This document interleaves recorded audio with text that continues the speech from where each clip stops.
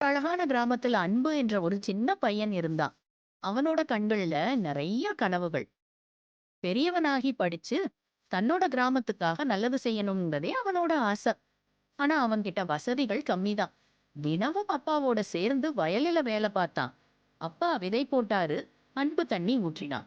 அப்பா உழுதாரு, அன்பு பக்கத்துல களை எடுதான். அன்பு நம்ம நிலைமை உனக்கு தெரியும். ஆனா கவலைப்படாதே. புத்தகம் இல்லைன்னா கவலையே வேண்டாம். இந்த உலகமே ஒரு பெரிய புத்தகம். நீ கவனி, கேள், கத்துக்கோ. அப்பா சொன்ன வார்த்தைகள் அன்புவின் மனசில் ஒளி ஏற்றியது. அவன் உலகத்தையே ஒரு பாடசாலையா பார்க்க ஆரம்பிச்சான்.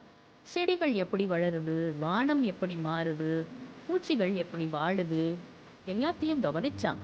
ஒரு நாள் அவன் தோட்டத்துல ஒரு பெரிய கல் இருந்தது. எல்லோரும் அந்த கல் எதுக்கும் பயன்படாது அப்படின்னு சொன்னார்கள். ஆனா அன்பு விடாமல் முயற்சி செய்ய முடிவு செய்தான். தினமும் கொஞ்சம் கொஞ்சமா அந்த கல்லை உடைத்தான். வியர்வையோட போராடினான். அவன் மனசுல ஒரு நம்பிக்கை தான், இதை கடக்க முடியும். மாதங்கள் கழித்து அந்த இடத்திலே ஒரு அழகான குளம் உருவானது. தண்ணி தேங்க ஆரம்பிச்சது. அந்த குளம் கிராமத்துக்கு உயிர் ஊட்டியது. கிராமத்தார் சந்தோஷமா தண்ணி எடுத்தார்கள். அன்புவின் விடாமுயற்சியையும் தன்னம்பிக்கையையும் பாராட்டினார்கள். ஒரு சின்ன பையனோட கனவு, தன்னம்பிக்கை, விடாமுயற்சி அவன் கிராமத்தையே மாத்துச்சு.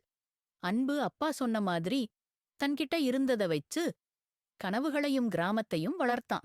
ஒரு பெரிய தலைவனா மாறினான்.